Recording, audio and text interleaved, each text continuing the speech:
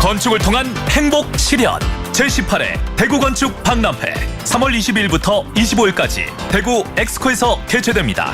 다양한 최신 건축 자재, 리빙홈 인테리어, 리모델링, 전원주택이 선보이는 제18회 대구건축 박람회에 많은 참여 바랍니다. 문의 대구 601-5310.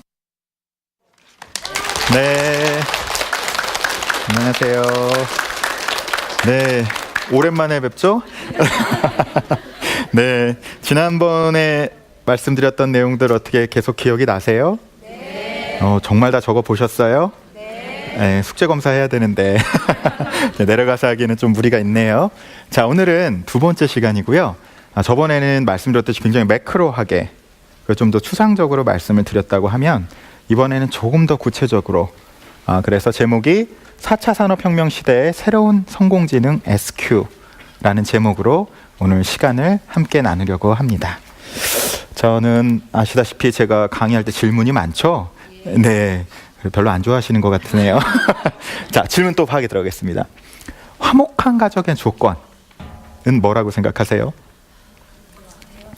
왜 벌써 한숨이 나오시는지는 잘 모르겠는데 그런 단어도 있나? 뭐 이렇게 대화가 많아야 된다. 또 싸우지 말아야 된다. 대화는 하는데 싸우시는군요. 네. 또 서로를 인정해야 된다. 건강해야 된다. 참 여러 가지 것들이 있는데 이게 인터넷에 제가 이렇게 다니는 게 재밌어서 제가 갖고 온 거였는데 서로 이런 생각을 하고 살면은 굉장히 화목한 가정이 이루어진다고 해요. 자, 남편은 아내 말을 잘 듣자. 아내는 반찬 매번 바꾸기 힘들다. 주는 대로 먹어라.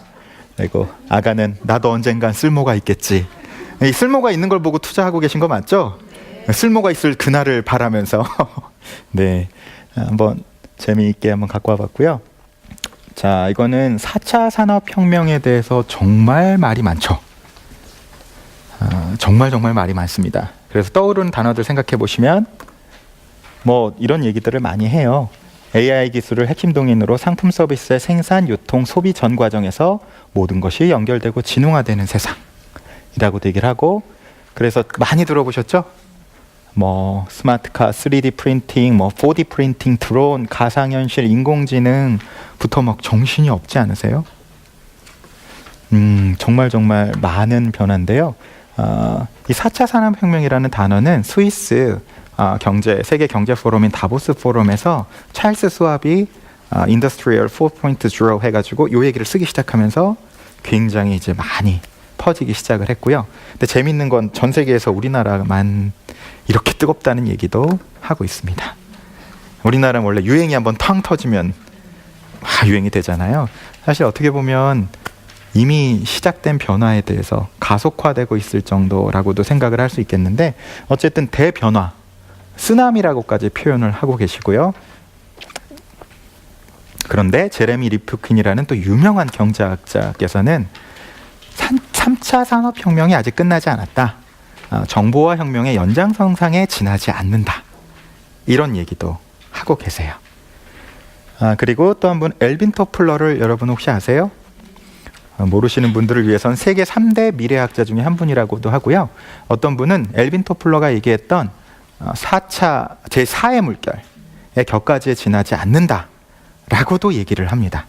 한마디로 이 4차 산업혁명 자체에 대해서 공통된 정의는 아직 없다라고 하시는 게 이해가 빠르실 거고요. 근데 엘빈 토플러가 이 얘기했던 거 혹시 아세요? 2007년에 한국에 와서 다음과 같이 말했습니다. 한국에서 가장 이해하기 힘든 것은 교육이 정반대로 가고 있다는 것이다. 한국 학생들은 하루 15시간 이상을 학교와 학원에서 자신들이 살아갈 미래에 필요하지 않을 지식을 배우기 위해, 그리고 존재하지도 않는 직업을 위해 아까운 시간을 허비하고 있다. 아침 일찍 시작해 밤 늦게 끝나는 지금의 한국의 교육제도는 산업화 시대의 인력을 만들어내기 위한 것이었다. 이제 산업화 시대가 끝났기 때문에 교육도 바뀌어야 하며 적당한 지식인을 대량 생산하는 식으로 진행돼서는 안 된다. 언제 와서 얘기했다고요? 2007년에. 지금은 2017년인데 어떠신가요? 제가 지난 시간에 교육 투자를 얘기했는데 아이들이 미래에는 존재하지도 않을 지식과 직업을 위해 하루에 15시간씩을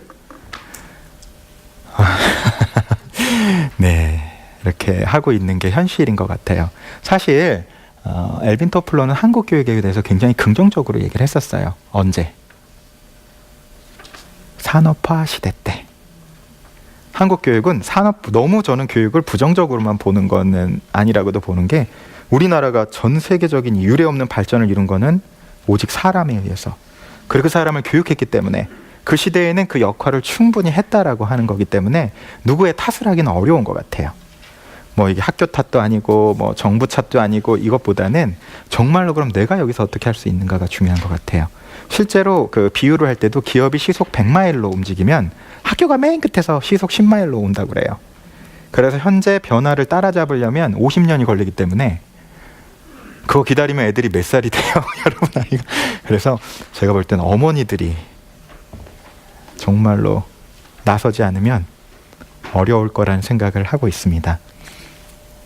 그래서 엘빈 토플러는 20세기의 성공 모델은 등반, 열심히 꾸역꾸역 올라가다 보면 언젠가는 저기에 다다르는 모델이었는데, 이제는 그게 아니다라고 얘기를 해요. 21세기의 성공 모델은 뭘 것 같으세요? 네? 자신 있게. 엘리베이터. 이건 또 새로운 이론이 출현했습니다. 21세기는 엘리베이터 이론에 의해서 시간이 나면 꼭 여쭤보고 싶은 이론인데요. 또 다른 이론이 또 뭐가 있으실까요? 21세기는 서핑이다 라고 얘기를 합니다. 미래는 적응형 학습자와 모호함의 파도를 타는 서핑 애호가들의 몫이다. 한마디로 불확실하잖아요. 어떤 파도가 올지, 어떤 강도로 올지 알 수 없다는 거죠. 제가 이거를 경험하기 위해서 작년에 제주도 가서 서핑을 진짜 배웠습니다. 몸으로 알기 위해서. 이 서핑이라는 게 뭔가. 근데 이 영화는 한국에 개봉은 안 됐는데요. 소울 서퍼라는 외팔이 소녀의 실제로 상어한테 팔을 먹혀서, 이 서퍼가 팔이 없으면 균형을 잡는 게임인데, 근데 외팔로 전 세계 챔피언을 합니다. 실화를 가지고 영화를 만든 거여서 한번 보시고, 거기 이 영화를 통해서 통찰을 많이 저는 얻었어요. 변화라는 건 저렇게 다가오는 거고, 변화에 난 이렇게 리듬을 맞춰가야 되는 거고, 거기에 내 몸을 맡겨야 되는 거고, 그 얘기가 자세하게 나와요. 그래서 실제로 이 영화도 함께 보시면 도움이 될 거라고 생각을 합니다. 이분 사피엔스, 요새 참 책이 안 팔리는데 이 대박이 난 책 중에 하나가 사피엔스죠. 근데 충격적인 얘기를 또 하시잖아요. 학교 교육 80-90%가 쓸모없답니다. 그렇죠. 그런데 어머니 그걸 학교 왜 보내세요? 글쎄요, 이렇게 해서 이게 참 어려워요. 그렇죠? 알면서도 나만 다르게 하기가 너무 쉽지가 않잖아요. 그게 현실인데, 그냥 이거는 봐도만 두세요. 이런 개념들로 바뀌고 있습니다. 20세기가 심리학이 화학심리학, 다인유전학, 물리화학, 뉴턴 물리학, 유클리드 기하학이라는 데서 21세기 패러다임이 에너지 심리학, 라마르크 후성 유전학, 파동화학, 양자물리학, 프랙탈 기하학 등으로 변하는데, 뭔 소린지 모르셔도 돼요. 네, 뭔가 굉장히 바뀌고 있다. 자, 앞에서 보신 4차 산업혁명들은 학자들마다도 말이 다 다르고 하는 말은 복잡해요. 근데 딱 한 단어로 4차 산업혁명의 본질을 얘기한다면, 아까 힌트를 약간 보신 것 같긴 한데 기억이 안 나세요? 딱 한 단어로 4차 산업혁명에 대해서 이 사람은 이렇게 얘기하고 저 사람은 이렇게 하고 이건 이러고 너무너무 복잡해요. 딱 한 단어로 정의하면, 네, 한마디로 변화잖아요. 뭔지 모르겠지만 엄청나게 변한다라는 얘기를 하고 있는 거잖아요. 그거를 3차 산업혁명의 끝이 안 났다고 얘기하던, 변화의 쓰나미라고 얘기를 하던 뭘 하던, 변화가 엄청나다라는 얘기. 딱 한 단어로는 변화가 될 거예요. 이제 공부 리스크라는 단어들도 많이 쓰는데 지금 키우시는 아이들이 직업 전선으로 나갔을 경우에 현 직업의 65%가 사라질 거라고 예측을 하고 있습니다. 심지어는 99%라는 어마어마한 수치로 얘기하는 분도 계세요. 전 조금 과할 수는 있다고 보지만 지금 그래서 실제로 아이들이 그러면 나가는 애들이 이 수치를 만약에 우리가 보고 애들이 나가는데 걔네들이 갖는 직업의 65%를 우리가 몰라. 그럼 어떻게 준비를 하나요? 좀 막막한 일인 것 같아요. 그리고 또 이번에 그 티타임스라는 데서 봤더니 그 페이스북의 창립자인 저커버그 등이 1천억을 투자한 알트스쿨이 실패를 했습니다. 최첨단 디지털 테크놀로지로 무장한 학교가 실패를 했습니다. 이거 어쩌라는 거죠? 이런 마음이 안 들 수가 없어요. 그래서 제가 찾아낸 거는 정말 4차 산업혁명을 바라보는 우리의 심정은 이것과 같은 것 같습니다. 어쩌라고요? 다 좋다고요. 어쩌라고요? 정말 이 얘기를 하는 거 보면 어지러워요. 저희 요새야 비트코인 막 얘기하고 있잖아요.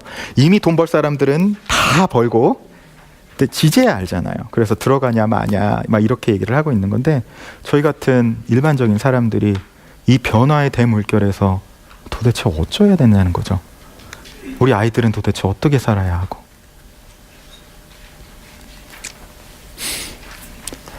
그래서 아까 사피엔스가 또 새로운 책을 내셔서 또 방안을 또 하셨어요. 그래서 호모데우스에서 그 김영사가 주관해서 유발 하라리에게 무엇이든 물어보세요라는 세션이 있었는데 교육은 그 중에 질문 하나가 어떻게 변해야 하나요?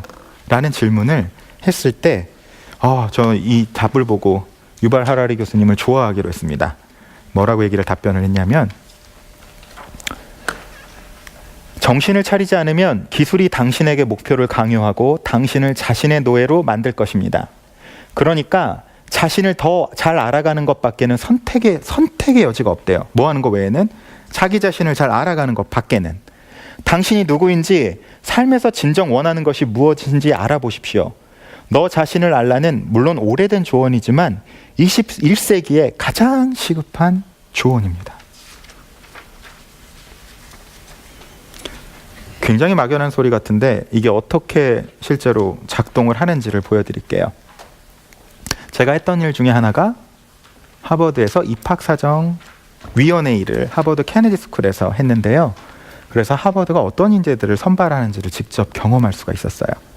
근데 좀 떨어져 계셔도 혹시 하버드 나 지금 보내주면 한번 내가 지원해보고 싶다 하는 분 계세요?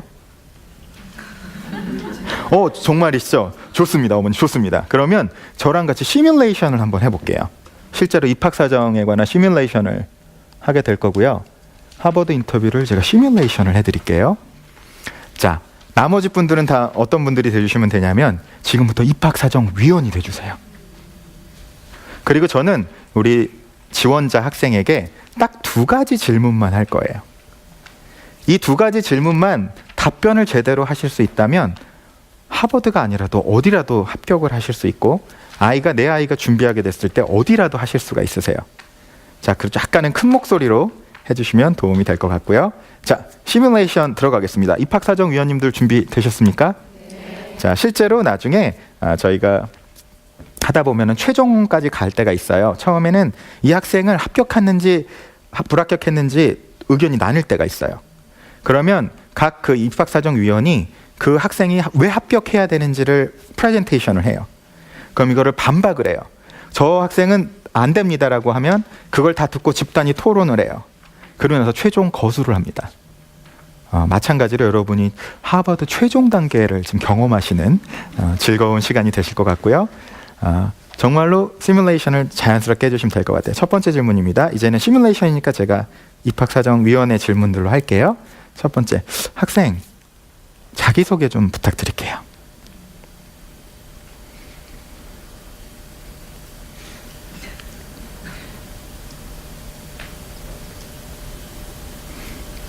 학생의 침묵을 잘 들었고요. 자, 2번째 질문입니다. 왜 하버드에는 전 세계 가장 뛰어난 엘리트들이라는 학생들이 지원을 하는데요. 저희 하버드가 왜 학생을 선택해야 할까요? 저는 다른 학생들의 최고의 탑의 이 학교에 와서 무엇을 얻어가는지에 대한 연구를 해보고 싶어요. 아, 그러세요? 네, 고맙습니다. 학생 잠깐 눈 감아주시고, 자, 우리 입학사정위원님들 중에서 이 답변에 대해서 합격시키고 싶으신 분들 손 한번 들어주세요. 네, 자, 눈 떠주셔도 될 것 같습니다. 네, 결과는 말씀 안 드리겠습니다. 자, 제가 일단은 감사해요. 용기 있게 해주셔서 참 감사하고요. 사실 모든 입학사정 시뮬레이션에 관해서는 딱 두 가지 질문입니다. 당신 누구십니까? 후에 관한 질문이에요. 두 번째 질문 제가 뭐라고 물었어요? Why라고 물었어요. 근데 한국 학부모님들은 항상 뭘 물으세요? How를 물으세요. 더 중요한 질문은 주로 이제 누구세요? 라고 한국 사람들은 답변을 이렇게 해요. 저 몇 살이고요. 어디서 왔고요. 저 무슨 직업이고요. 혹은 뭐를 전공했고요. 근데 그 나이와 그 전공을 한 사람은 수도 없이 많잖아요. 이게 나를 나타내는 단어들이 아닌데 우리는 나도 모르게 우리는 학연, 지연, 혈연 혹은 이런 걸로 아시아인들이 자기를 많이 어필을 해요. 근데 그거가 그 사람을 나타낼 수는 없어요. 두 번째 뭐라고 물은 거예요? 왜 우리가 당신을 선발해야 돼요? 라고 물었는데 우리 지금 시뮬레이션 참여한 학생은 내가 얻을 걸 얘기를 하고 있죠. 저는 뭐라고 물었어요? 왜 우리가 당신을 뽑으면 우리가 좋나요? 라고 물었는데 내가 원하는 거를 얘기를 해요. 제가 이제 한국에서 지원하는 학생들 원서들을 좀 보게 되는데 소위 얘기하는 서울대에서 수석했던 학생 것도 보게 되고 하는데 이 패턴을 거의 못 벗어나요. 두 가지 질문 정말로 단순하지만 답하기가 어렵죠. 방금 유발 하라리 교수님이 뭐라고 그랬어요? 너 자신을 알라라는 이 이야기처럼 21세기에 시급한 것이 없다라고 얘기하는 것처럼 이게 그렇게 쉽지가 않아요. 근데 아이한테 정말로 물으셔야 돼요. 너 누구지? 왜 다른 네가 이 세상을 살 때 넌 왜 세상이 너를 필요로 하는 존재인 거지? 이 질문에 정말 어렸을 때부터 답변이 준비가 된다면 그 학생은 어디를 가든 성공하게 될 거예요. 한번 예를 제가 보여드릴게요. 저희 학생, 저랑 같이 준비를 했던 학생인데 제가 이제 서울대에서 이제 대학원에서 경영대학원에서 논문 쓸 때 제가 썼던 논문의 주제가 블루오션 전략에 관한 Value Innovation이라고 가치 혁신 전략에 관한 내용이었는데요. 이게 사람한테도 똑같이 적용될 수가 있는 거예요. 태양의 서커스 가서 보신 적 있으세요? 재밌어요. 가서 보세요. 라스베가스가 생각외로 안 비싸요. 도박의 도시인 줄 알았는데 호텔값도 싸고 음식값도 싸고 쇼가 그리고 굉장히 볼 수 없는 쇼가 있는데요. 정말로 제 논문 때문에 가서 한국에 온 퀴담이라는 걸 받고 그다음에 미국 가서 오쇼하고 카라는 걸 봤는데 이게 서커스의 혁명인 거는 알고 계세요? 들어는 보셨어요? 처음 들어보세요. 태양의 서커스라고 한번 유튜브에서 검색을 해보셔도 완전히 다른 영상을 보시게 될 거예요. 근데 이 태양의 서커스가 전략 캔버스라는 거예요. 아주 제가 자세히보다는 간단히 설명드리면 요게 이제 그 파란색 선이 태양의 서커스의 그 그림이에요. 근데 얘네가 없앤 게 기존 서커스에 보통은 뭐가 있다고 생각하세요? 광대가 있고 동물이 있는데 싹 다 없앴어요. 그리고 다른 차원으로 해서 지금 벌써 그래프를 보시면 완전히 다른 그래프가 나오죠. 이게 이제 완전히 다른 데서 경쟁을 하기 시작을 한 거예요. 예술 작품과 함께 서커스를 예술화 해버립니다. 그래서 완전히 차별화된 것으로 아주 전설적인 라스베가스 쇼에 제가 갔을 때는 10개 쇼 중에서 8개가 태양의 서커스가 석차를 다 차지하고 있었어요. 대단한 상품이고요. 우리나라에도 훌륭하게 하신 그래서 논문의 주제로 선택한 난타도 기존의 연구과는 완전히 다른 뭐를 없앴죠? 난타가 언어를 싹 없앴어요. 송승환 씨가 고래사냥이 성공을 했는데 무대 비용, 이 무대값만 해서 그거 다 없애는데 다 태우시겠어야 됐대요. 이 무대 비용 어떡할 거며, 해외에서 뭐 이걸 갖고 오니까 작품값 로얄티 높지, 그리고 하니까 그걸 싹 다 없앴어요. 그 대신 다른 연극과 완전히 다른 곡선으로 난타를 만듭니다. 그래서 현재는 뭐 물론 노프 브로드웨이까지 갔었고, 영국의 에딘버러에 가서도 했었고, 한국에서는 외국인들이 오면은 항상 들리는 하나의 산업으로 자리를 잡게 됐어요. 제가 이걸 보여드린 이유는 인재들도 똑같이 할 수 있다는 얘기예요. 인재들도 내 아이가, 내 학생이 어떻게 다른 캔버스에 전략으로 아이가 접근할 수 있을까를 분석할 수 있는 전략 캔버스라는 뜻이고요. 입학사정관제를 제가 보니까 현재 3,000가지가 넘더라고요. 학생 선발하는 유형이. 대단합니다, 대한민국에서. 너무 엄청난데 그래봤자 이 5가지 항목을 못 넘어가요. 학습 열정, 그쵸? 그리고 학습 학업 태도 및 방법, 창의성, 리더십 역량과 사회봉사, 잠재력과 회복 탄력성. 그거면 더 평가할 게 있나요? 굉장히 복잡한 것 같지만 인생의 이유 마찬가지인 것 같아요. 저는 인생도 5가지 카테고리로 딱 요약할 수 있다고 보는데, 삶의 문제는 첫 번째 관계, 무슨 관계든. 두 번째 뭐니 해도 돈. 세 번째 진로와 직업. 네 번째 건강. 5번째 삶의 의미. 이거를 벗어나는 문제 가지신 분 계세요? 마찬가지로 수많은 것이 있다 해도 본질적인 것을 딱 찝게 되면은 우리가 그 핵심을 파악할 수가 있는데요. 이거 벗어나지 않습니다. 네, 우리 학생들을 조금 더 세분을 해서 그 A 학생, 제가 가르쳤던 학생의 전략 캔버스예요. 딱 보시면 벌써 학습 역량이 떨어지죠. 공부를 안 했다는 뜻이죠.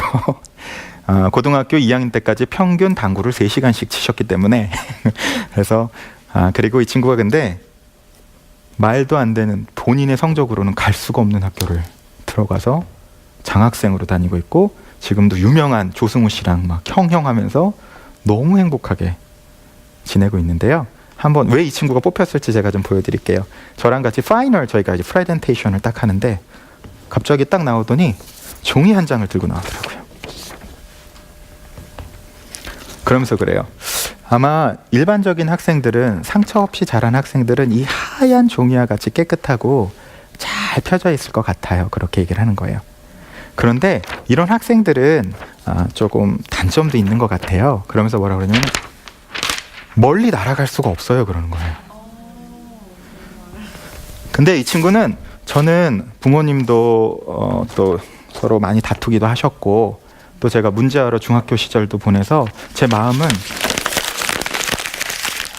이렇게 됐었어요. 그 대신 저는요, 멀리 날아갈 수 있어요. 지금 뭔지 아시겠어요? 이 친구가 정말 성적이 안 됐거든요, 이 필기 점수는. 근데 면접을 타의 추종을 불허하는 점수로 받고 문 닫고 들어갔어요. 근데 지금 이 A4 한 장으로 이 친구가 이 사람이 누군지 아시겠어요? 아시겠죠? 저는 이런 사람이요를 뭘로 딱 보여줬어요? A4 한 장으로. 이런 게 필요해요. 그래서 이제 이것도 굉장히 창의적인 재밌는 거던데, A4 한 장을 저렇게 표현을 한 거예요.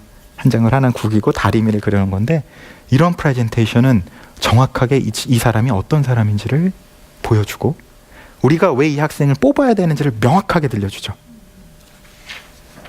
이렇게 아이들이 준비가 돼야 합니다. 자, 그래서 핵심은 대체 불가능한 존재임을 보여주는 것. 다른 말로 하면 내 가장 나다운 건 다 대체 불가능하죠. 근데 사실은 20세기의 교육은 적성이라는 것도 어디서 나온 거냐면, 공장에서 톱니바퀴가 빠지면 어떻게 해야 돼요? 빨리 이걸 채워넣어야 되잖아요. 군대에서 한 사람이 죽으면 빨리 채워넣어야 되잖아요. 20세기 공장형 모델은 그러한 교육을 지향했기 때문에 거기에 맞는 걸 대체하는 교육이었어요. 그러니까 비슷한 애들이 규격화돼서 나와야 됐었어요. 근데 21세기는 더 이상, 만약에 그렇게 되면 이제 뭐에 의해서 대체가 되기 시작해요? AI에 의해서 대체가 되는 시대가 돼버린 거예요. 시대가 전환했습니다. 그래서 아이들이 뭘로 커야 됩니까? 대체 불가능한 존재가 되도록 애들을 키우셔야 돼요. 대체 불가능한 존재가 된다는 건 그 사람이 가장 자기다운, 가장 나다운, 그거는 끊임없이 이빨 닦듯이 물어야 돼요. 나는 누구지? 너무나 이 추상적인 얘기가 하버드의 입학을 좌우하는 혹은 미래를 살아가는 데 있어서 가장 중요한 추가되는 지혜가 돼버렸어요. 그리고 혹시 이 책의 한국 이름을 아세요? The Book of Change라는 책이에요. 변화의 책이라는 책이에요. 4차 산업혁명의 핵심은 뭐라고 말씀드렸어요? 변화라고 했는데 이 변화를 가장 잘 대응할 수 있는 책은 이 책이에요. 근데 이 책의 한국 이름을 혹시 아세요? The Book of Change라는 책인데 조금만 힌트를 더 드릴게요. 유명인들이 사랑한 책이에요. 공자, 아인슈타인, 닐스 보어, 양자역학의 아버지 닐스 보어, 칼 융, 헤르만 헤세는 유리알 유이라는 소설을 이 책에 근거를 해서 썼고요. 여러분이 잘 아는 이진법, 라이프니츠도 이 책에 의해서 영감을 받고 썼다고 그러고요. 심지어는 아인슈타인이 죽기 전에 머리맡에 놓고 있었던 책. 그리고 유명한 사자성어 위편 3절이라는 공자애가 위편 책을 너무 많이 읽어서 3번 가죽끈이 끊어졌다는데 그 책이 이 책을 읽었다는 얘기예요. 혹시 아세요?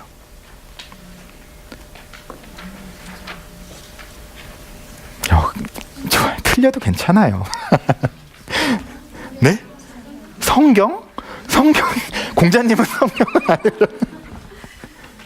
어떤 거? 이 책은 주역이에요. 근데 주역이 영어의 번역 제목이 변화의 책이에요. 주역을 관통하는 책 딱 근데 지혜 하나가 있어요. 한자 읽어지세요? 한자 시대 맞으시는가요? 자, 어떻게 읽나요? 궁즉 변, 변즉 통, 통즉 구. 궁하면 변해야 하고 변하면 통해야 하며 통하면 오래 간다. 저는 여기서 4차 산업혁명의 교육의 핵심을 전 여기서 봤어요. 무슨 얘기냐면 한쪽이 극단적으로 변해가요. 그럼 우리는 더더욱 뭘 가르쳐야 돼요? 반대 극단에서 변치 않는 것을 가르쳐야 돼요. 뭐가 극단적으로 변해가요 지금? 공대생이 대학을 들어갔을 때 배웠던 게 나올 땐 쓸모 없어지는 세상이 됐어요. 지식이 극단적으로 변해가요. 근데 인류의 모든 역사상 절대로 안 변하는 게 있어요. 우리는 그걸 뭐라고 불러요? 지혜라고 불러요. 이것이 이렇게 엄청나게 변해가고 유발 하라리 교수도 도대체 무슨 교육을 시켜야 될지 모르겠대요. 아무도 장담할 수 없으니까. 그러니까 우린 뭘 교육해야 돼요? 변치 않는 것을. 한마디로 궁에서 저 끝에 있는 구, 오래 가는 걸 가르쳐야 돼요. 그래서 이런 추세가 여러분 정말로 지금 최첨단 기업의 산실인 실리콘밸리에서 기업가들이 가장 많이 모이는 컨퍼런스예요. 컨퍼런스 이름이 뭐예요? 위스덤 2.0이에요. 그래서 성공한 기업가들을 부르는 게 아니에요. 하버드의 존 카바진 명상 연구가, 아니면은 바이런 케이티 같은 영성가들을 불러서 컨퍼런스를 열어요. 주제는 뭐예요? 지혜를 가지고. 이 시대에서 이 시대를 성공시키는 핵심을 이 사람들이 뭐라고 파악한 거예요? 지혜다.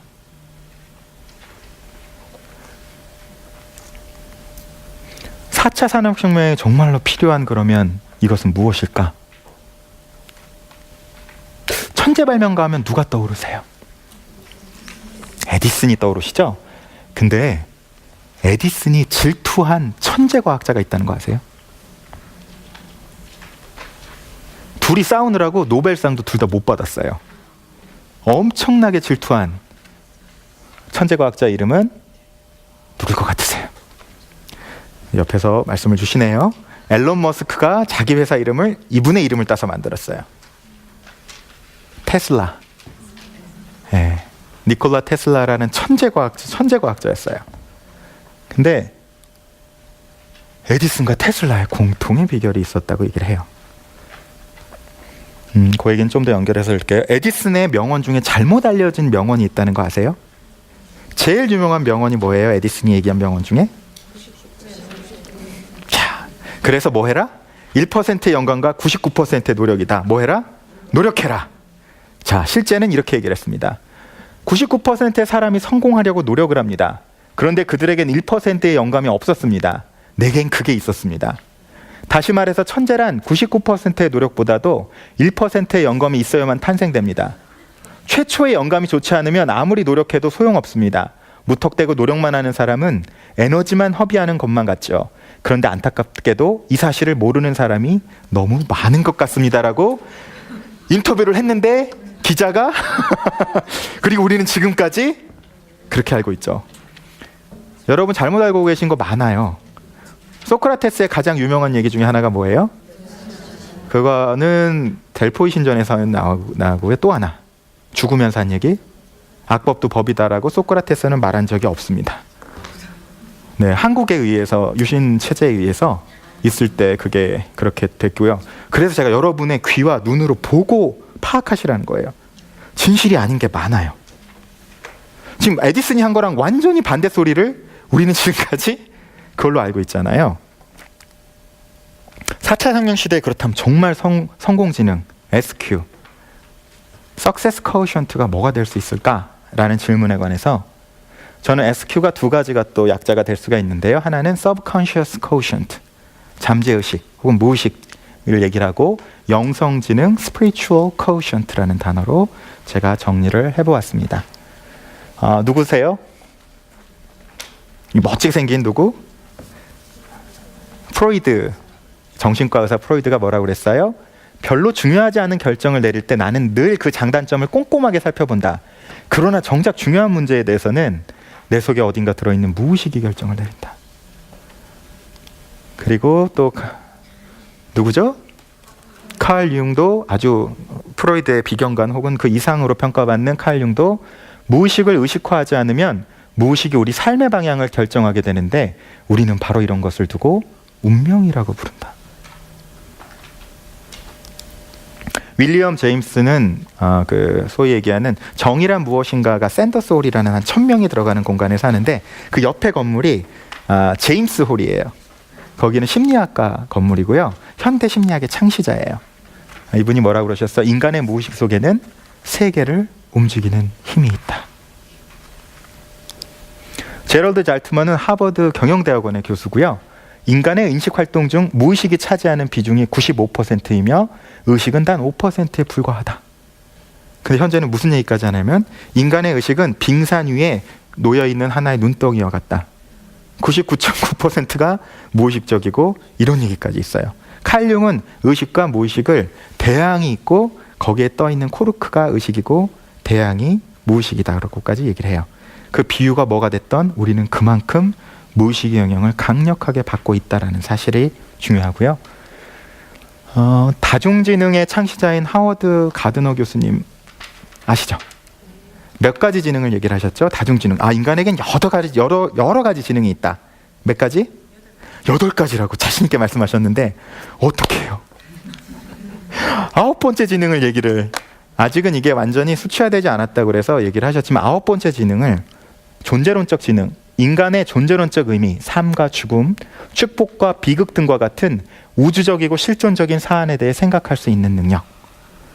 이 책에 보면 잘 나와 계시고 다큐멘터리로도 잘 나와 있어요.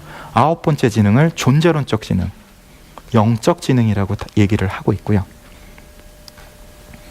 노벨 의학상 수상자인 존 에클스 경도 굉장히 놀라운 얘기를 합니다. 뇌는 마음속에 존재하는 일련의 에너지 패턴을 받아들이는 뭐에 지나지 않는다? 수신기에 지나지 않는다. 뇌는 마음의 근원이 아니며 오히려 마음이 뇌를 제어하며 뇌는 라디오처럼 수신장치로서 기능한다. 생각은 전파와 흡사하고 뇌는 라디오 같다는 의미이다. 이 직업도 다르고 나이도 다르고 국적도 다른 사람들이 무슨 얘기하는지를 주의해서 한번 보세요. 이나모리 가즈오를 혹시 아세요? 일본의 3대 경영의 신으로 소니 창시자, 파나소닉의 창시자 이나모리 가조를 꼽습니다. 우리나라 친근감을 가지시려면 우장춘 박사의 사위예요.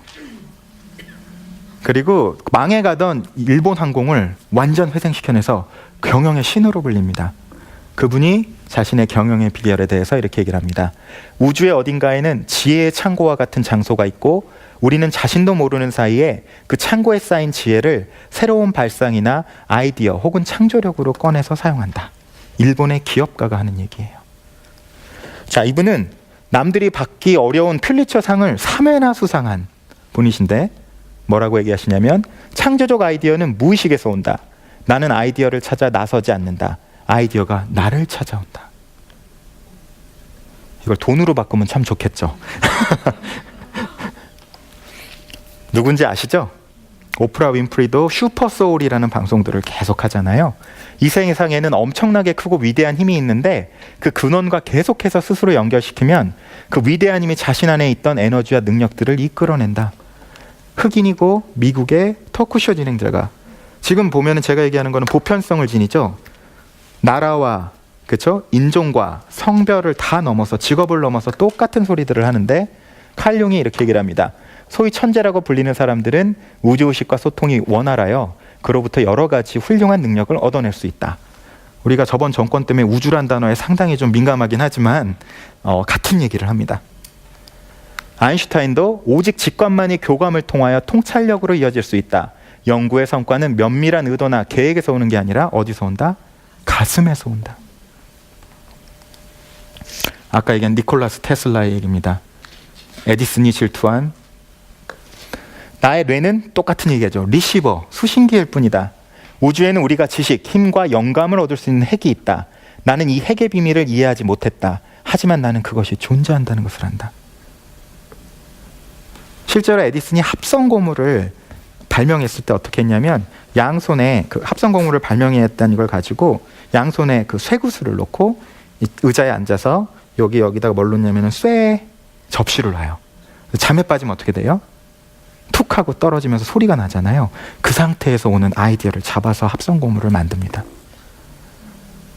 그리고 살바도르 달리란 유명한 추상화 화가 아시죠? 이렇게 수염 생겨가지고 그분이 반드시 그 하버드 연구에서 뭐가 나와 있냐면 제자들을 가르칠 때 열쇠를 손에 쥐고 그림을 그릴 화두를 갖고 졸 때 이 열쇠가 떨어지면서 소리가 날 때 그때 영감을 받아 그림을 그리도록.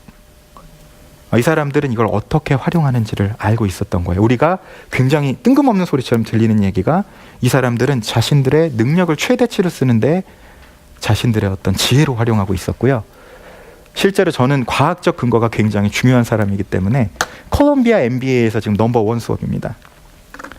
수업의 이름이 전략적 직관의 수업이에요. 윌리엄 더건 교수가 진행을 하고 있고요. 이분은 기존의 이론과 다르게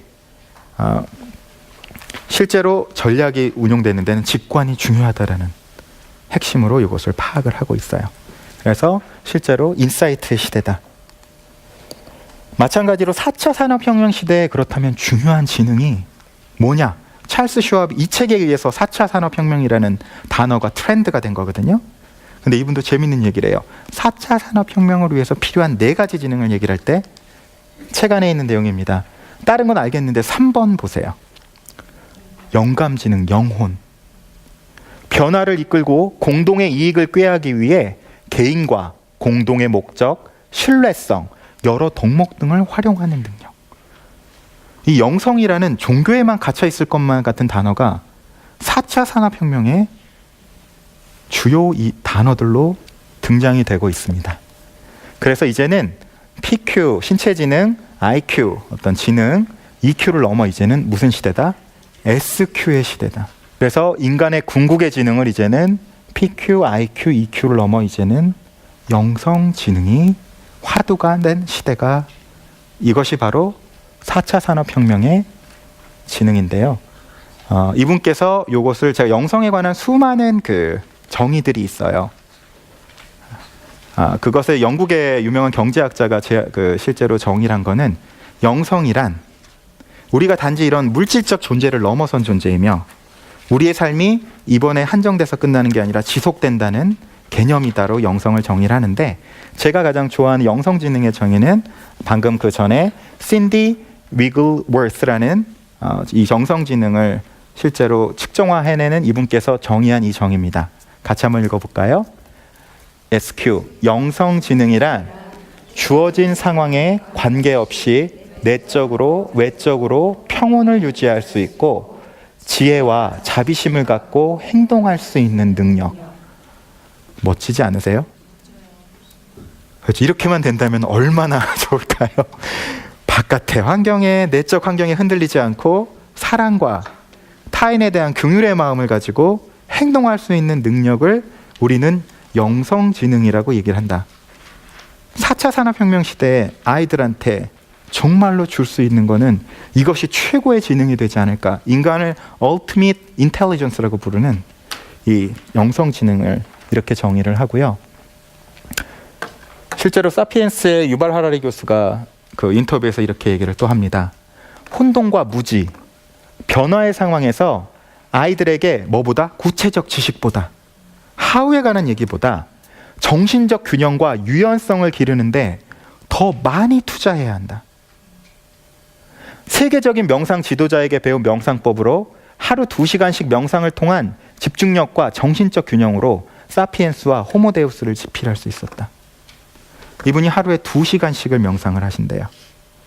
그래서 여기서 확보한 정신적 균형력과 집중력을 가지고 이 세계적인 베스트셀러들을 본인이 지금 집필하고 있다고 얘기를 합니다. 실제로 실리콘밸리의 구글을 비롯한 페이스북부터 아주 기라성 같은 기업들에서 명상을 혹은 이러한 정신적인 프로그램들을 기업 교육 프로그램으로 지금 적극적으로 활용하고 있습니다. 제가 아까 정리드렸듯이 뭐가 중요하냐?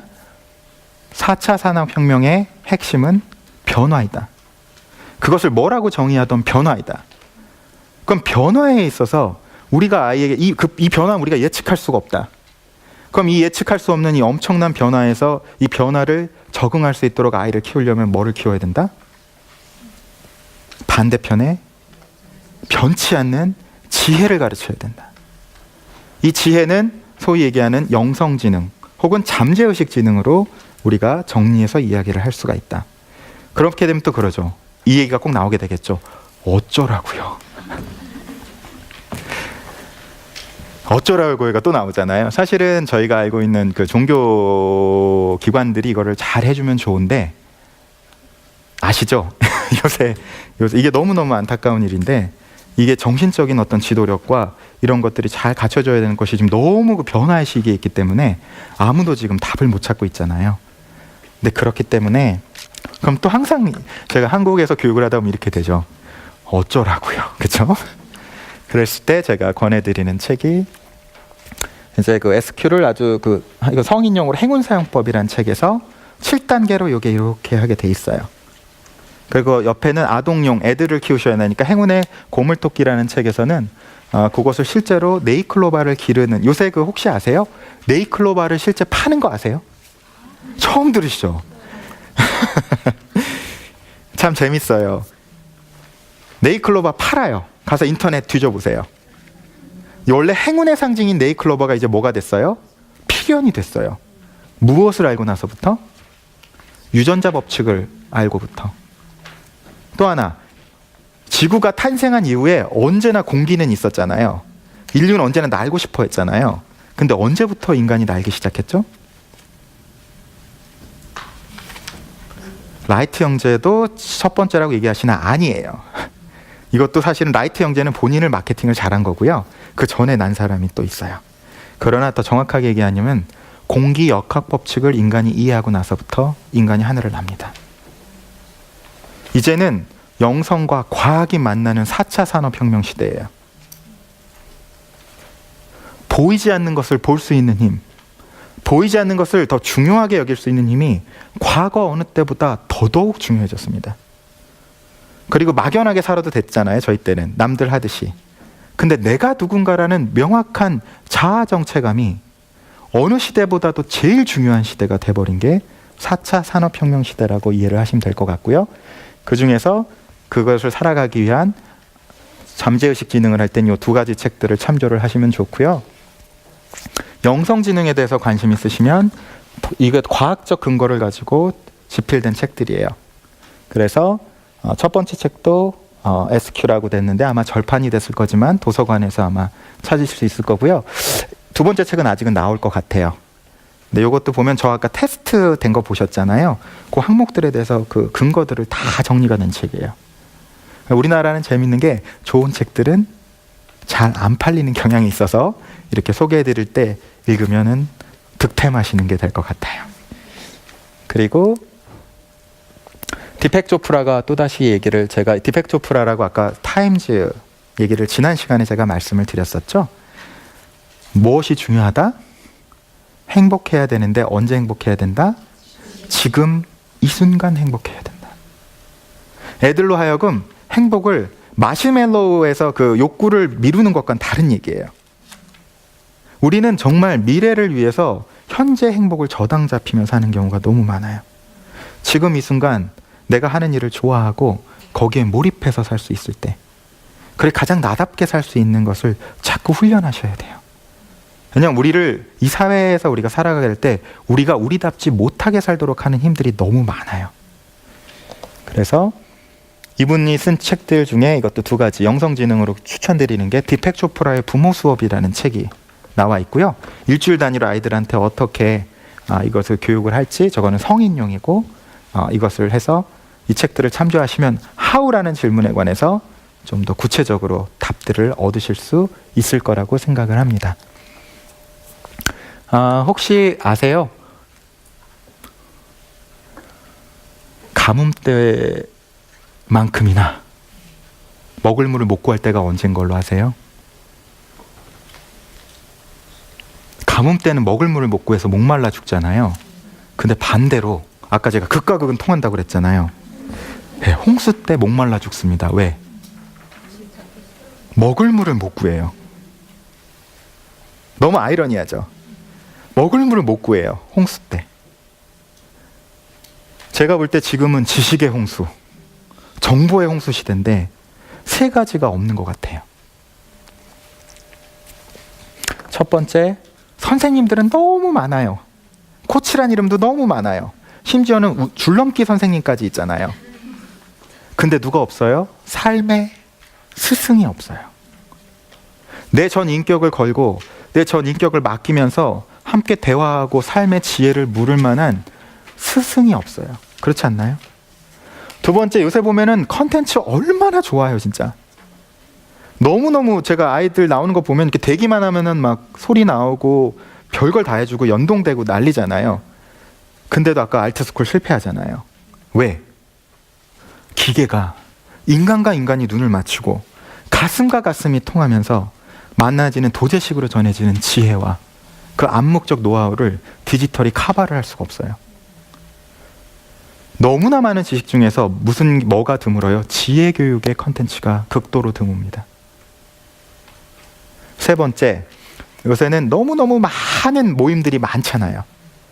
툭하면 모임들이 많잖아요. 뭐 SNS를 통해서, 뭐 온오프 믹스를 통해서 너무너무 많은 모임들이 있는데 실제로 공동체가 없어요. 어렸을 때 뛰어노셨던 그런 데가 있으면 그 따스한 인간과 인간이 서로 부딪히면서 나오고 정이 나오면서 나오는 그 공동체가 드물어요. 그래서 제가 볼 때 이 교육방주 시스템을 구축을 하셔야 돼요. 그래서 제가 이 센터장님과 여기 들어오기 전에 말씀을 드렸는데 대구에서 정말로 그 부모 교육을 위해서 교육감님이랑 이것을 전적으로 하겠다고 투자해야겠다고 해서 만드셨다고 그래서 야 정말 훌륭한 일 하셨다라고 생각을 했어요. 왜? 제가 교육을 죽으라고 해봐도 집에 가서 엄마가 그대로니까 애가 항상 그대로 나와요. 방법이 없어요. 부모님이, 특히 엄마가, 유대인들은 아버지가 엄마고 아버지가 엄마가 아니라 아버지가 유대인이고 엄마가 유대인이 아니면 얘는 아이가 유대인을 아닌 걸로 치고, 엄마가 유대인이고 아빠가 비유대인이면 그 자녀는 유대인이라고 생각하잖아요.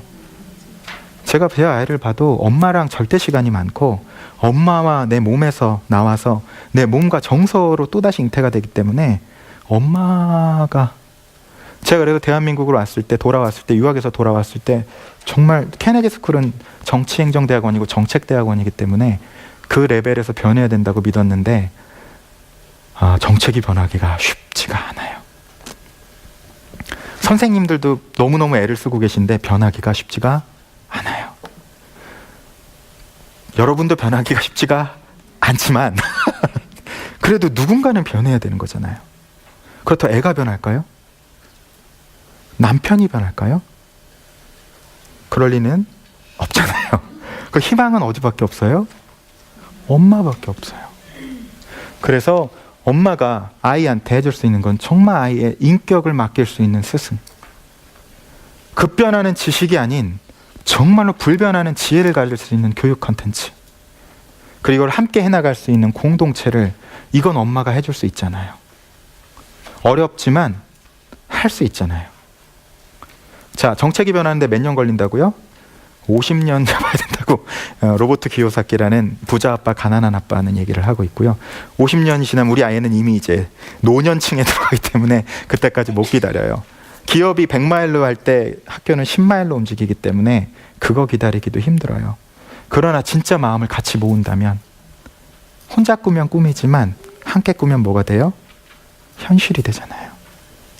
우리나라가 정말 그 너무나 극빈한 그지 나라에서 잘 살아보자라는 꿈을 같이 꿨잖아요. 그 꿈이 어떻게 됐나요? 현실화 됐어요. 근데 잘 살면 행복할 줄 알았는데 그 꿈이 허망하다라는 걸 알게 된 거죠.